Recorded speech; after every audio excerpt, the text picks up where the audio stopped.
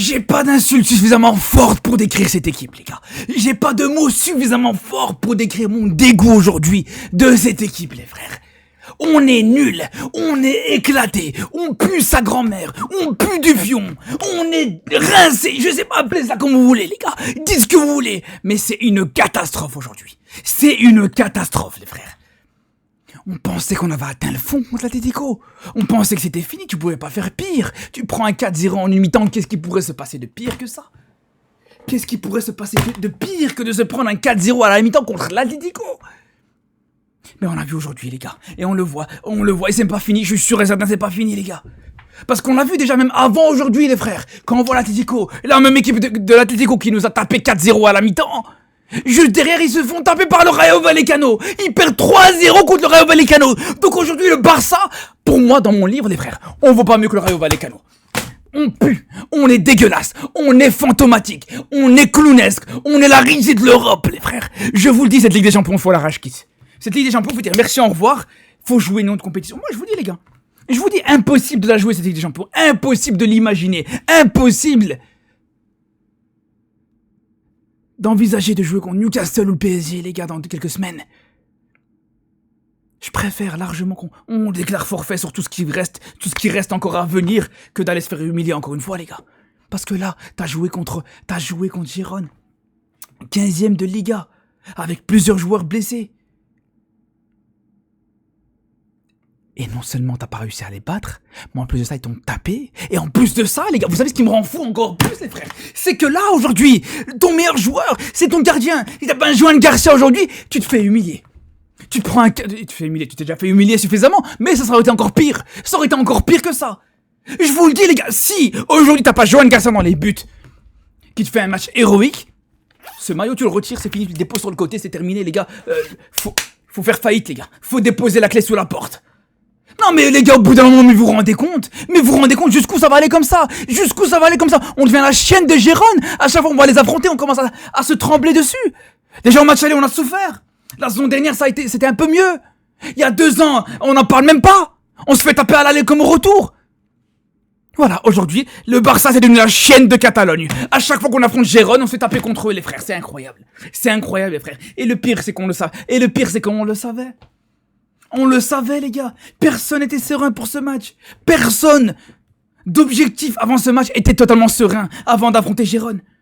On savait très bien où ça allait nous emmener toute cette histoire. Et là, au bout d'un moment, les gars, là où je suis vraiment dégoûté, là où vraiment cette victoire, elle me donne encore un goût amer, encore plus dans la bouche. Elle me donne encore un goût de khara, encore plus dans la bouche, les gars. C'est quand tu sais que juste avant, t'as la possibilité, à la mi-temps, de mettre le 1-0, d'ouvrir le score. T'as un penalty, déjà c'est pas tous les jours que le Barça a des penaltys, déjà pour commencer.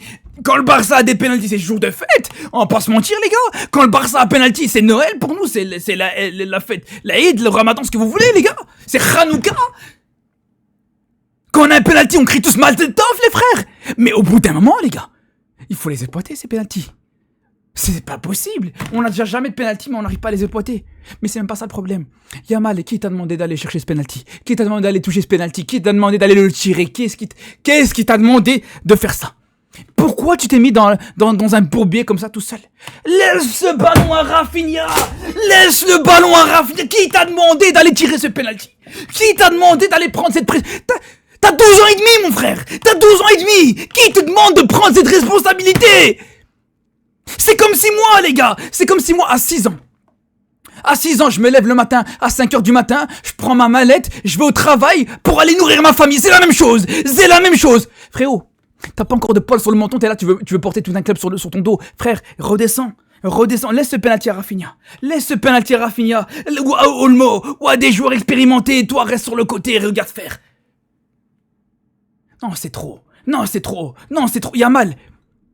T'es indéfendable aujourd'hui. Ça, c'est clair et net, t'es indéfendable aujourd'hui. Il y a eu quelques bons centres, quelques situations qui étaient intéressantes qui venaient de Yamal. Ok, pas de problème. Mais c'est indéfendable entre le penalty que t'as pris la responsabilité de frapper, mais que t'as raté, lamentablement. Entre l'occasion en début de match que tu gères très mal, qu'est-ce que tu veux aller lober? Un gardien, il mesure 2,50 m, tu veux le lober, qu'est-ce que tu fais, frère? Mais qu'est-ce que tu fais, frère? Alors je sais, ok, peut-être on peut mettre ça sur le dos du fait qu'aujourd'hui, la situation autour de Yamal, elle est un petit peu compliquée, peut-être que la situation autour de lui, et le contexte extra-sportif, on l'a vu, ça veut lui coller des faits avec l'histoire du frère d'Ansu Fati, ça c'est encore un autre débat, ok, pas de problème. Mais là, Yamal, s'il te plaît, te mets pas la responsabilité, te mets pas cette pression toute seule, même si c'est pas le seul responsable. Au bout d'un moment, les gars, c'est toujours la même chose. On tremble face à n'importe quelle équipe. Notre défense, elle tremble au bout d'un moment, les frères. Vous vous attendez à quoi? Et avant de parler de la défense, j'ai envie de parler aussi. On va terminer d'abord sur les attaquants, parce que je vous dis, cette vidéo, encore une fois, c'est pas un débrief, c'est un règlement de compte. Ça, c'est clair et net, les gars. Après une humiliation comme ça, on va régler nos comptes.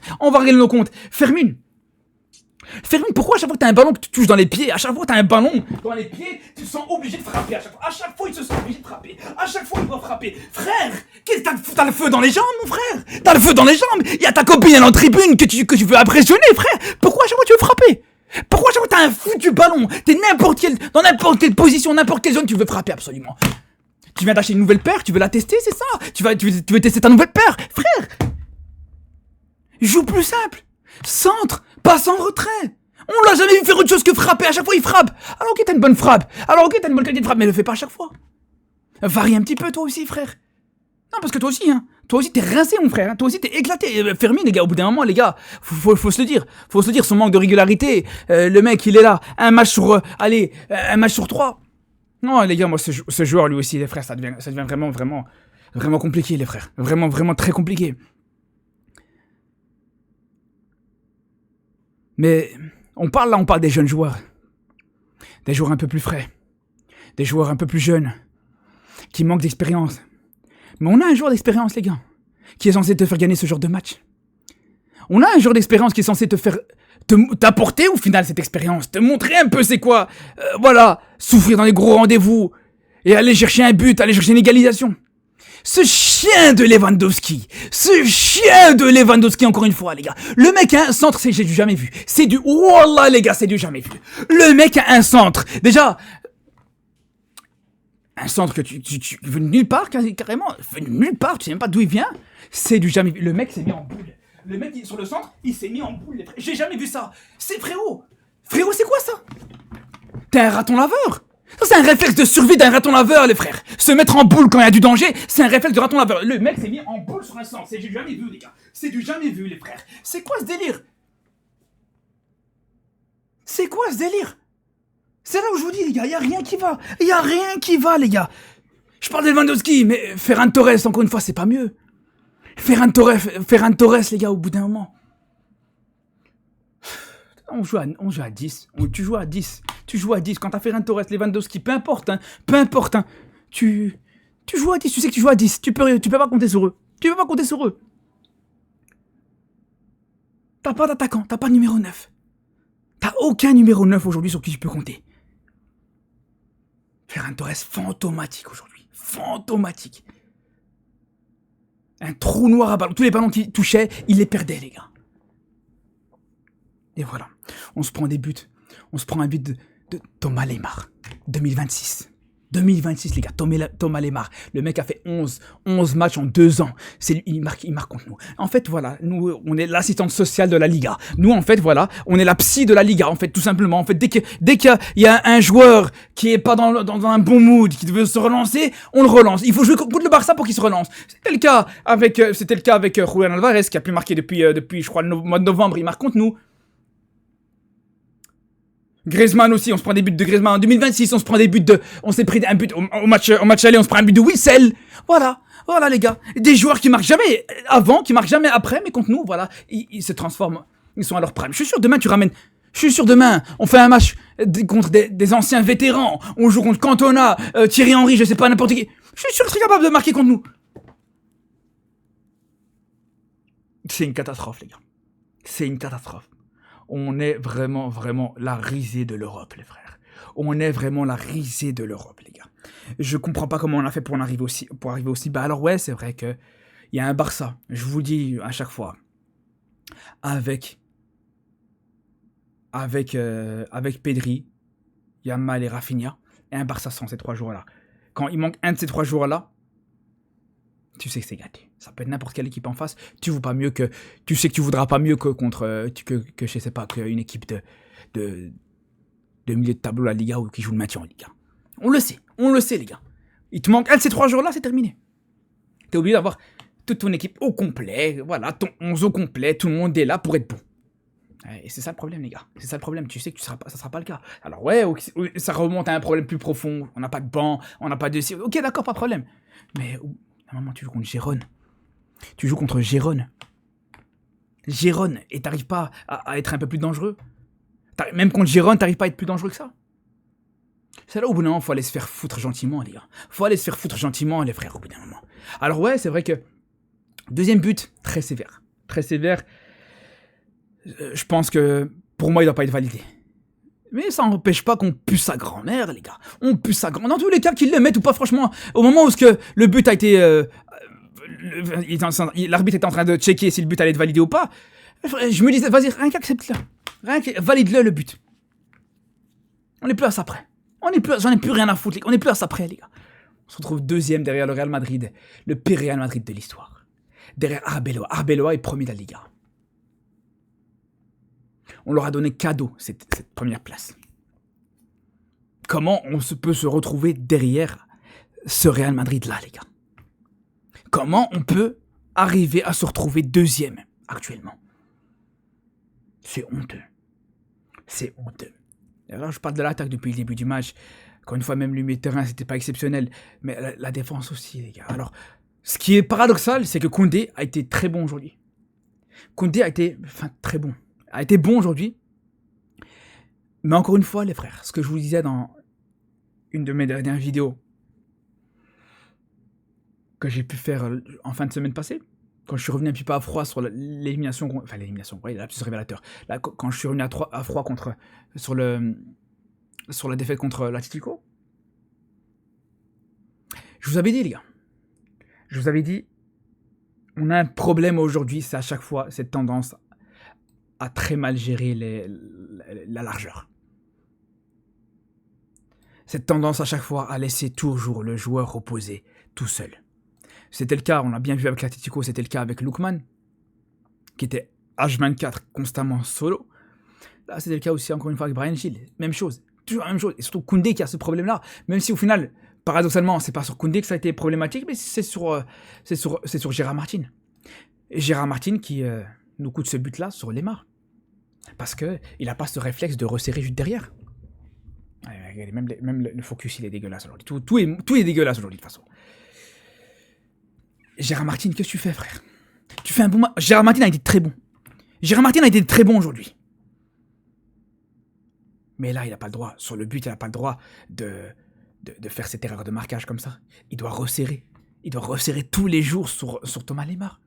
Et ça, c'est un problème qu'on n'arrive pas à faire à chaque fois. On a cette tendance, c'est systématique. À chaque fois, on a cette tendance à chaque fois à laisser les espaces au deuxième poteau. Dès qu'il y a un centre au deuxième poteau, tu sais que t'es en danger. C'est là où H24, on parle de la profondeur, on parle de ça. À chaque fois, c'est la même chose. Toujours, à chaque fois, dès que tu as un ballon, jouer au deuxième poteau, à chaque fois, tu es en difficulté. Voilà. Contre Gérone, tu te retrouves à devoir courir après le score, à devoir faire rentrer Araujo, mettre Araujo en 9, Lewandowski Araujo en 9, mettre ton gardien en 9 pour aller chercher l'égalisation. Une égalisation qui, dans tous les cas, de toute façon, n'aurait quand même rien changé vu que tu étais quand même deuxième derrière le Real Madrid. Et d'ailleurs, l'entrée d'Araujo, j'ai envie de vous dire, les gars, même si c'est pas lui le premier responsable sur le but, parce que quand on va sur le but, au moment de la frappe, t'as quand même 4 joueurs qui sont en face de lui, même si moi, la question que je me pose, c'est qu'est-ce que Bargy fait là? Il est où De Jong, encore une fois? De Jong, on se demande encore une fois où est-ce qu'il est. Et même si t'as 4 joueurs qui sont dans la zone, t'en as pas un qui est... Enfin, t'en as qu'un seul, t'as que Koubarsi qui gère correctement le marquage, qui cadre correctement le porteur. Mais en parlant de cadrer correctement le porteur, regardez-moi ça, Araujo, les frères. Sur la même action, hein, l'action qui précède le but. Araujo n'attaque même pas. Il va même pas au ballon. Il a peur d'y aller. Araujo a encore une fois des problèmes mentaux, des problèmes psychiatriques, il n'ose pas y aller. Et voilà, il a encore une dépression et il va encore nous rendre dépressifs avec lui, les gars. C'est ça le problème aujourd'hui. En parlant de dépressif, Baldé par exemple. Baldé qui rentre en cours de match. Je vous le dis, hein. Même Si Gérard Martin te coûte un but aujourd'hui, contrairement à Baldé, je vous le dis les gars, Baldé a fait un moins bon match que Gérard Martin. L'entrée de Baldé, elle est dégueulasse. Je préfère Gérard Martin que Baldé sur le côté gauche. Je suis plus rassuré aujourd'hui avec Gérard Martin sur le côté gauche que Baldé. Je vous dis les frères, prenez-moi pour info, mais c'est la réalité. Balle au pied, ce joueur n'a pas de cerveau. Baldé n'a pas de cerveau. Baldé n'a pas de cerveau. Chaque ballon touché par Baldé, c'est un ballon perdu. C'est un ballon perdu. Le mec, il fait la course avec le ballon. Il pousse le ballon, il court derrière le ballon, il fait une course avec le ballon directement. Catastrophique, c'est une catastrophe. Baldé, il est catastrophique. Entre ça, les erreurs de relance, les passes dans l'axe, dont une situation qui aurait pu nous coûter très cher. Hein. Il y a une situation qui peut nous coûter déjà le but du 2-1. Bien avant que ça arrive pour le coup. Voilà. Et ouais.